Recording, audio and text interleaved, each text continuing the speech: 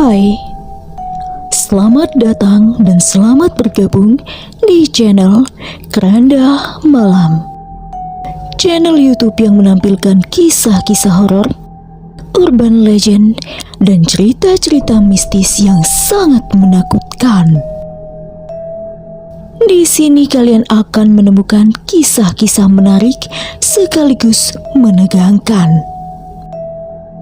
Setiap cerita yang kami sajikan dijamin akan membuat bulu kuduk kalian merinding. Dari cerita-cerita hantu menyeramkan hingga urban legend yang misterius. Pada kesempatan ini, saya akan bawakan sebuah cerita yang merupakan pengalaman pribadi seorang gadis India. Sebuah kisah perjodohan aneh yang membuat siapapun yang mendengar ceritanya akan ketakutan. Bagaimanakah kisahnya? Mari kita simak bersama. Begini ceritanya.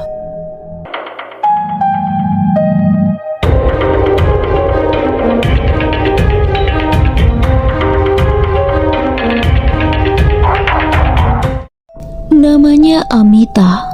Dia akrab dipanggil Bitya.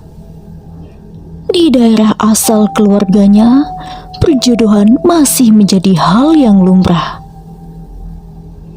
Ini bukanlah apa yang kebanyakan orang pikirkan saat mendengar perjodohan. Ini lebih seperti kencan buta yang diatur oleh orang tua yang menyayangi dan mengutamakan kepentingan terbaik anaknya dengan tujuan akhir yang sangat jelas. Orang tua Bitya selalu mengatakan bahwa pendapatnya akan menjadi satu-satunya hal yang penting pada akhirnya. Dan bahwa Bitya bisa mengatakan tidak kepada siapapun yang ayah ibunya perkenalkan. Tanpa ada pertanyaan yang diajukan, perjodohan juga tidak sepenuhnya mustahil. Meskipun itu bukan pilihan ideal bagi Bitya.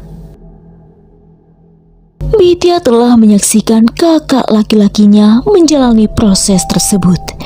Dan kemudian kedua kakak perempuannya, dan dalam setiap kasus mereka berkata bahwa ama atau ibunya dan apa atau ayahnya telah melakukan yang terbaik untuk mereka. Mereka semua tampak benar-benar bahagia. Jadi, gagasan tentang pernikahan tradisional tidak membuat Bitya takut meskipun Bitya dibesarkan di negara barat. Bitya yakin bahwa orang tuanya akan menemukan pria yang bisa ia jadikan pasangan seumur hidup yang penuh kasih sayang.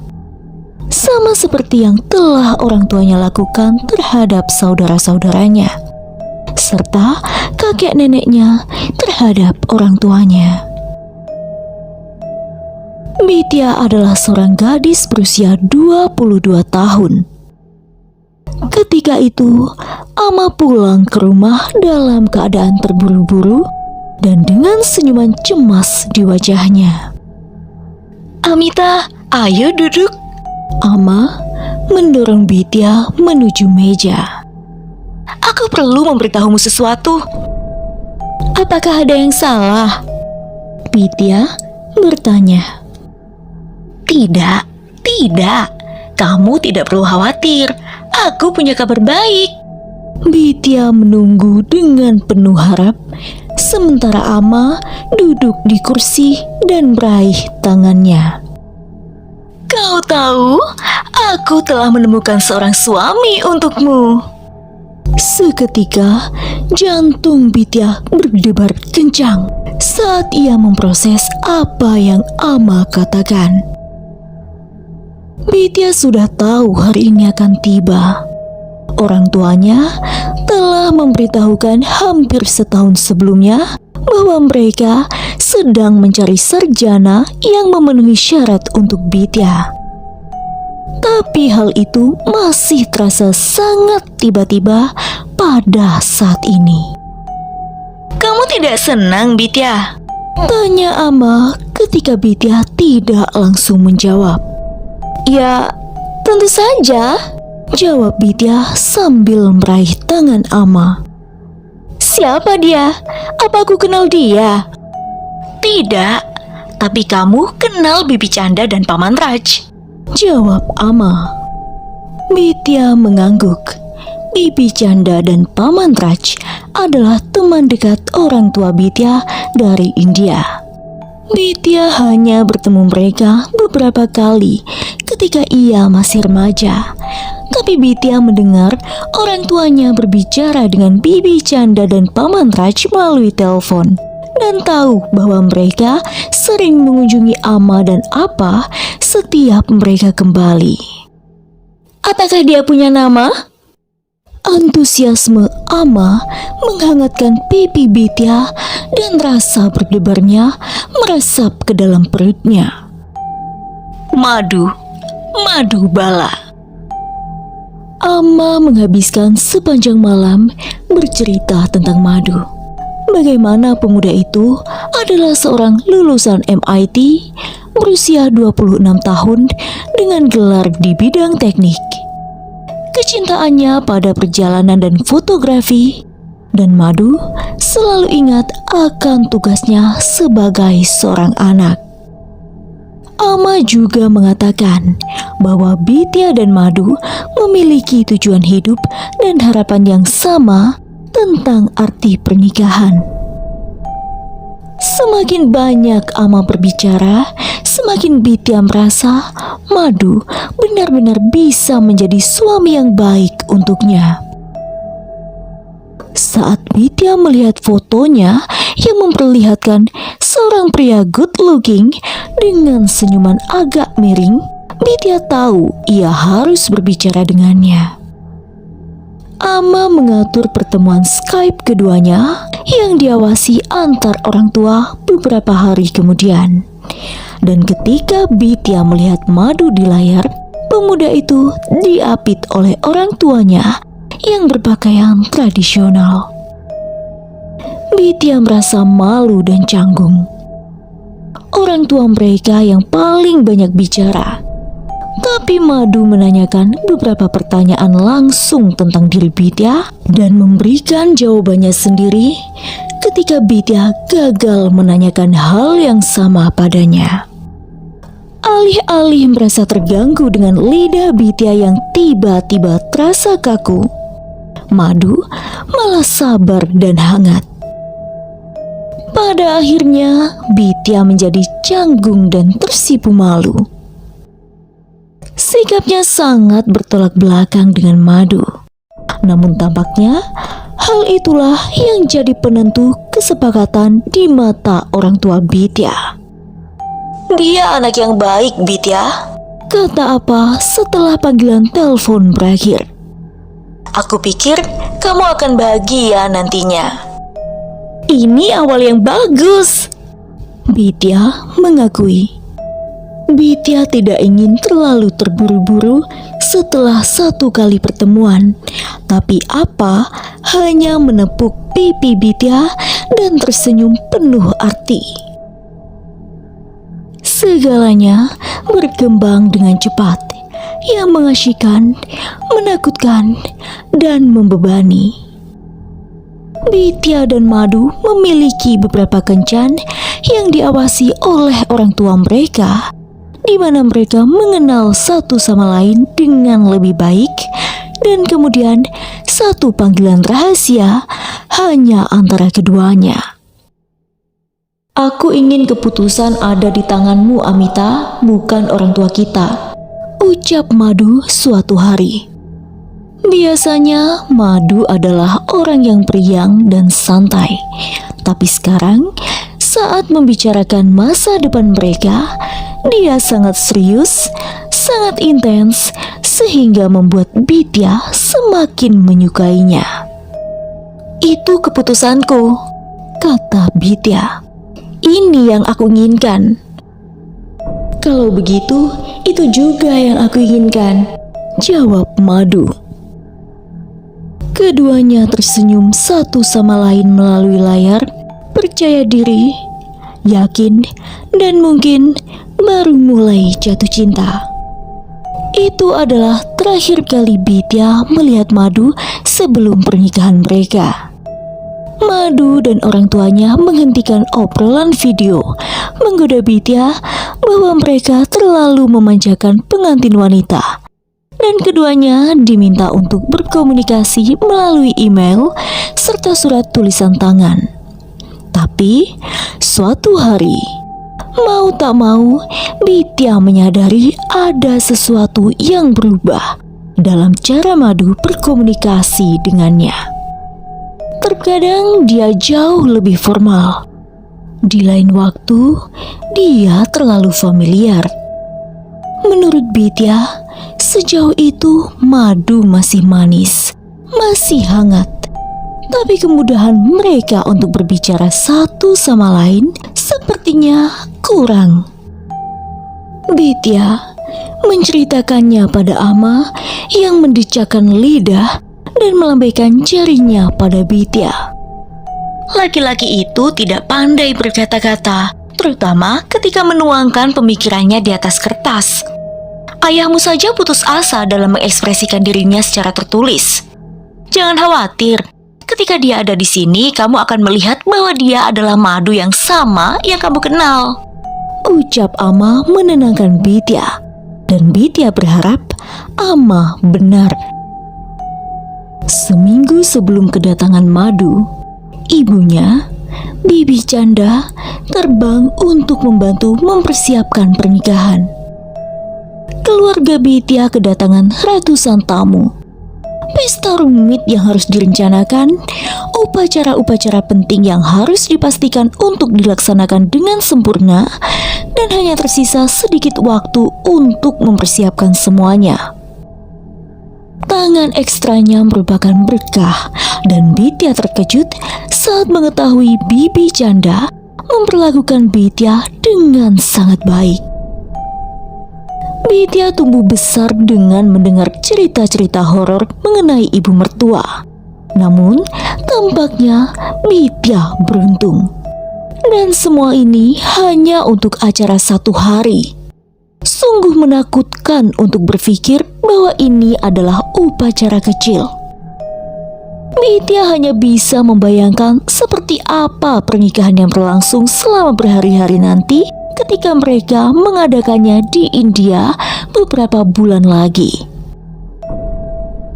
Tinggal beberapa hari lagi menjelang pernikahan, Bibi Canda mengajak Bidya duduk bersamanya sambil melihat-lihat album foto kehidupan Madu. Dia anak yang manis, katanya, dan Bidya melihat air mata mengalir di mata Bibi Canda. Dia selalu merawatku dan ayahnya dengan baik. Bibi, kamu tidak apa-apa? Bidya bangkit untuk mengambil sekotak tisu dan meletakkannya di depan Bibi Canda. Ya. Bibi Canda menyembunyikan wajahnya di dalam tisu dan tertawa karena malu.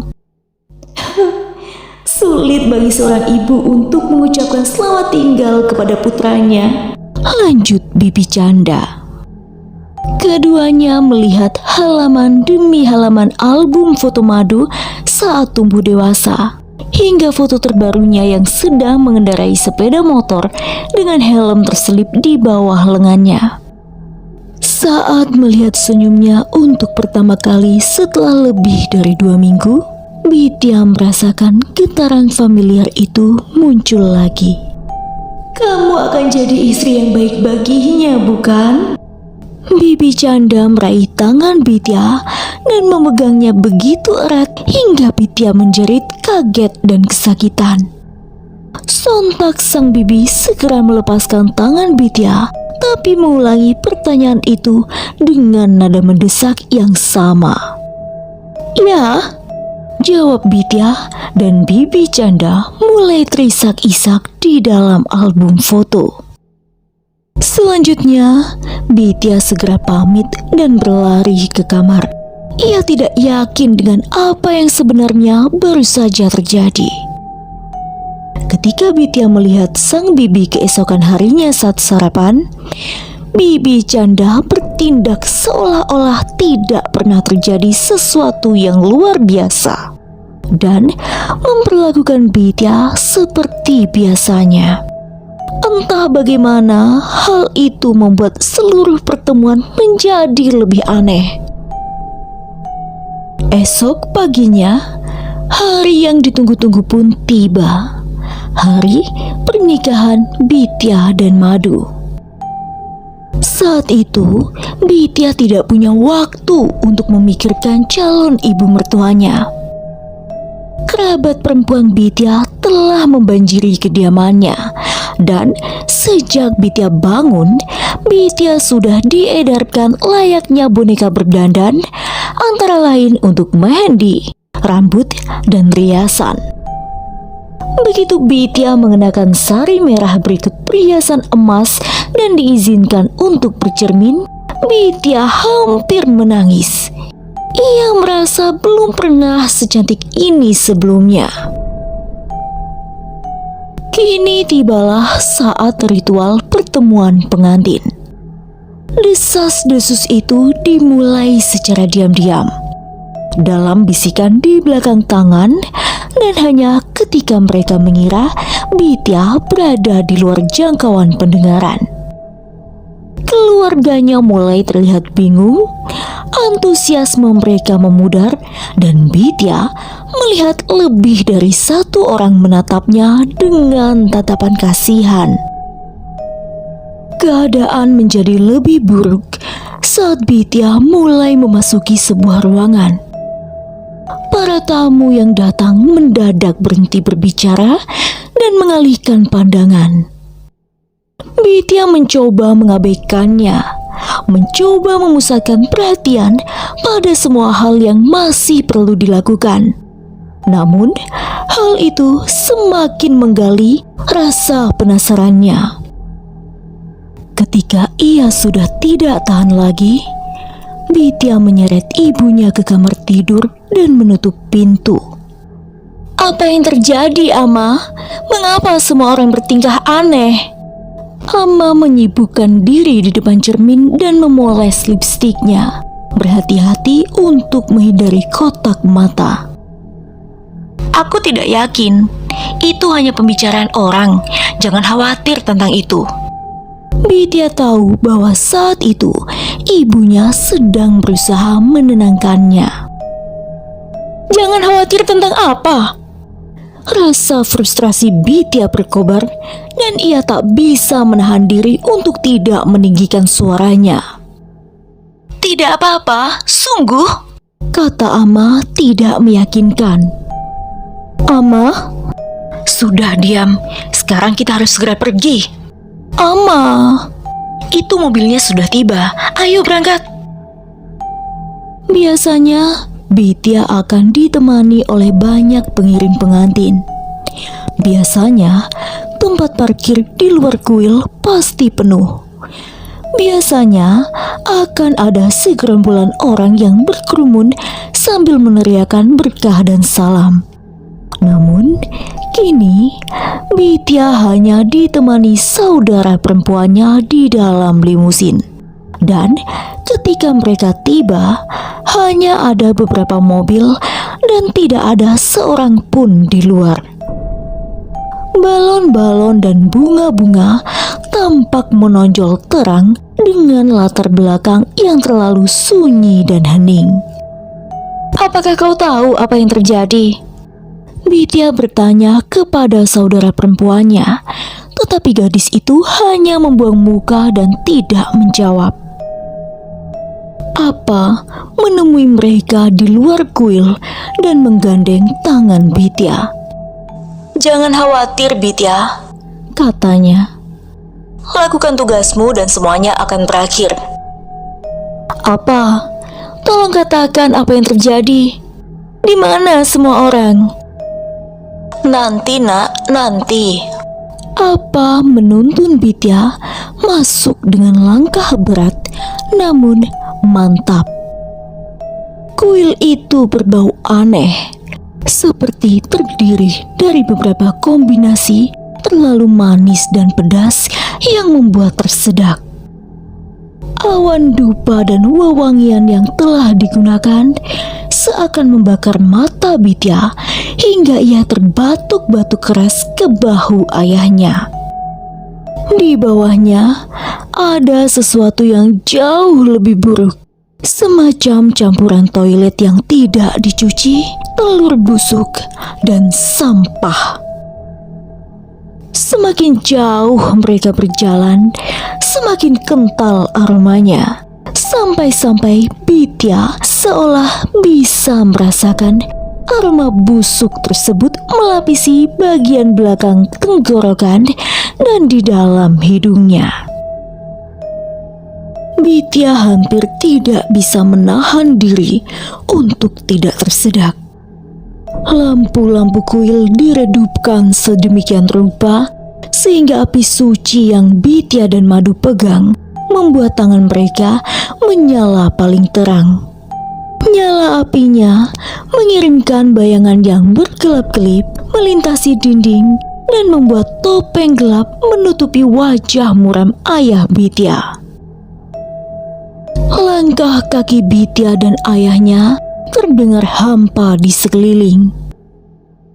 Lambat laun, langkahnya semakin terdengar jelas dibanding langkah sebelumnya, membuat Bidya tersadar bahwa kuil semakin kosong.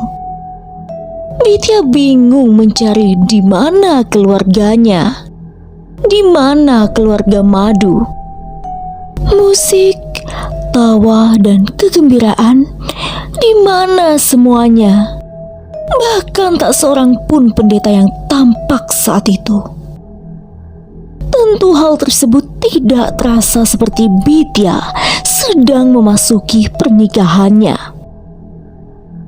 Bidya merasa seakan dirinya tengah melangkah ke dalam area makam. Sementara itu, Madu duduk membelakangi Bidya dan tidak bergerak untuk bangkit. Orang tuanya berdiri di satu sisi, mengawasi Bidya dengan ekspresi cemas dan gugup dengan meremas-remas tangan mereka. Ibu dan saudara perempuan Bidya sedang berada di belakang Bidya. Bidya bisa merasakan tatapan mereka yang menatapnya membakar punggungnya.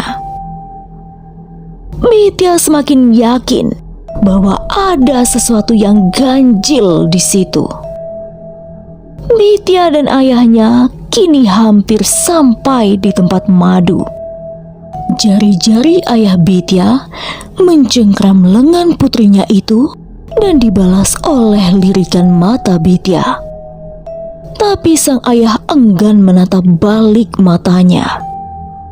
Tiba-tiba Bidya mendengar suara berdengung di kepalanya, dan ia mendapati seekor lalat gemuk dengan malas menuju calon suaminya.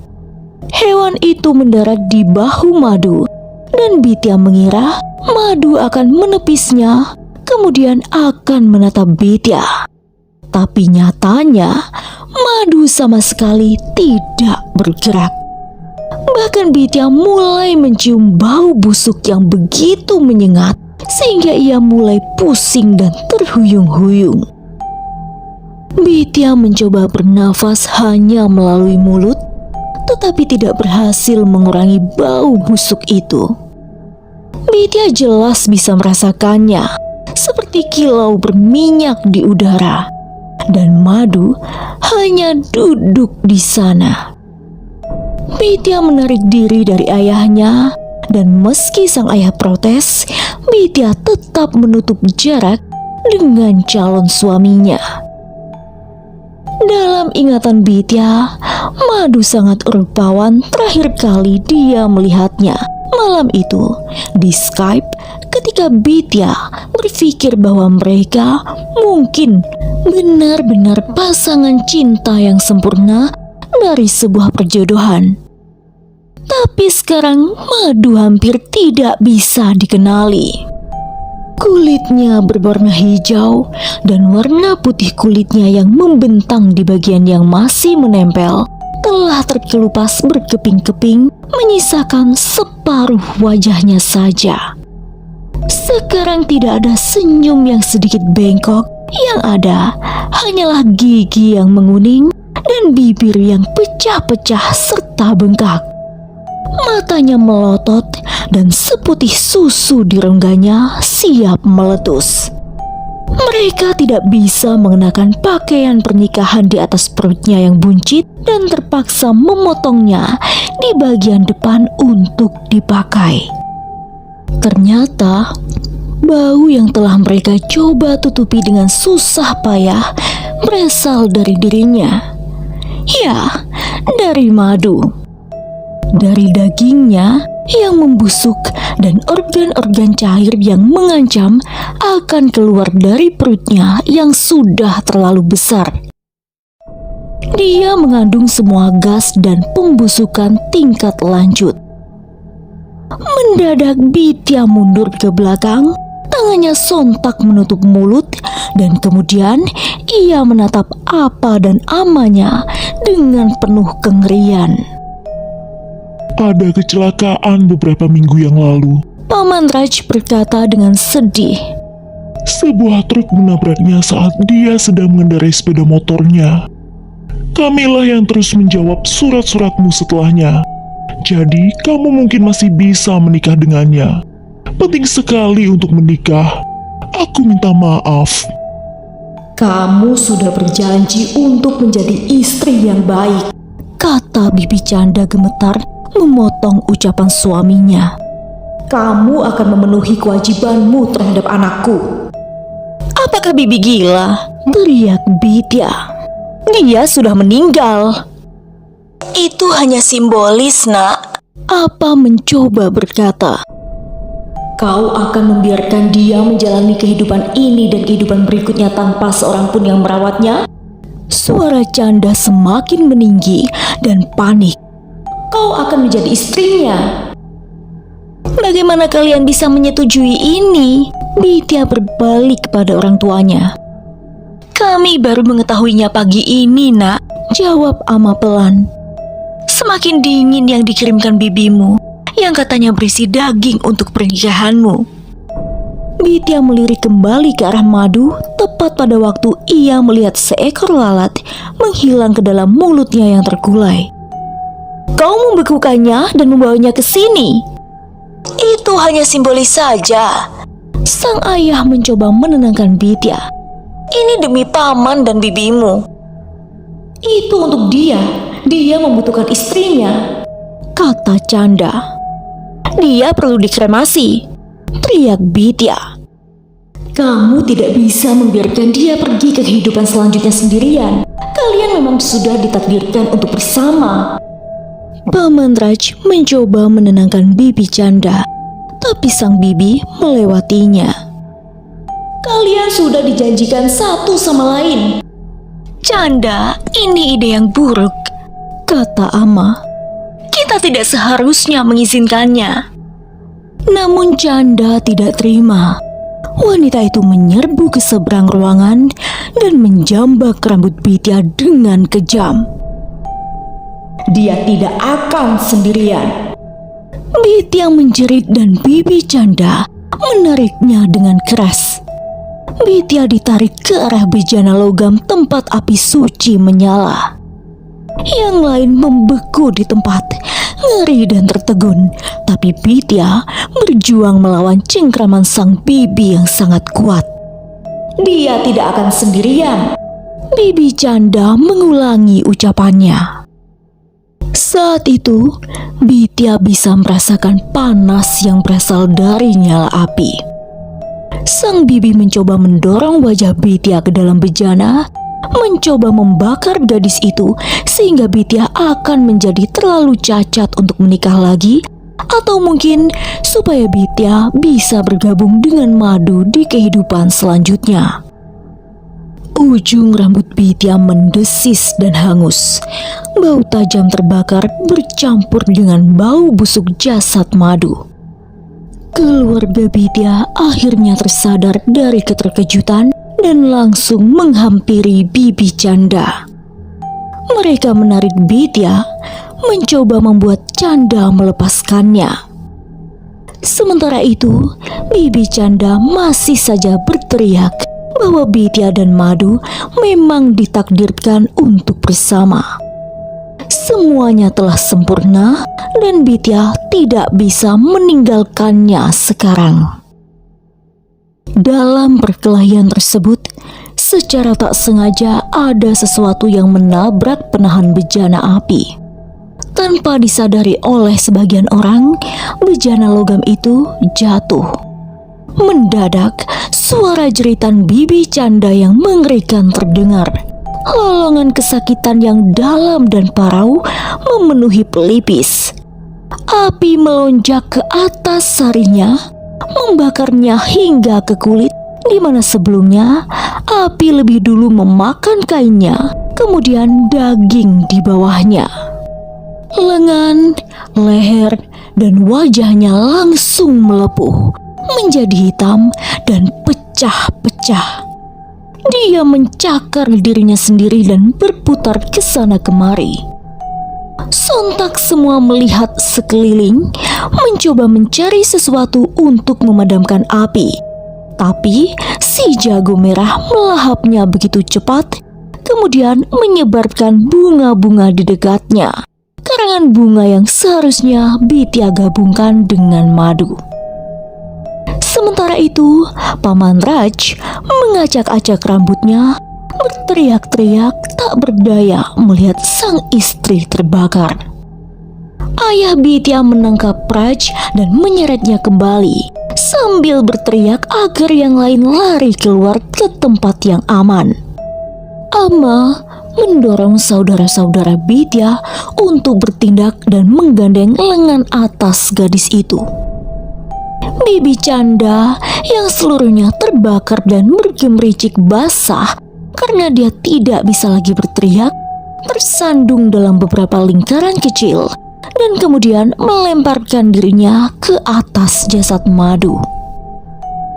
Tubuh Madu langsung meledak karena beban dan panas.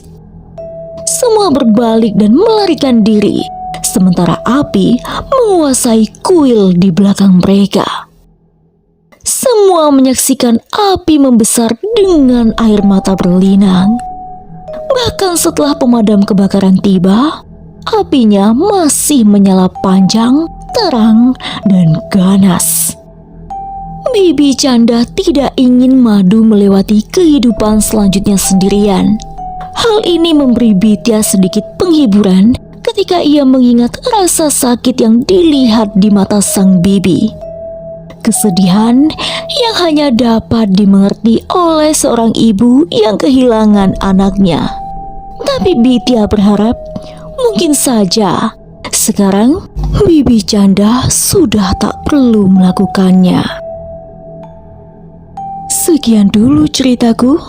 Sampai jumpa di cerita selanjutnya.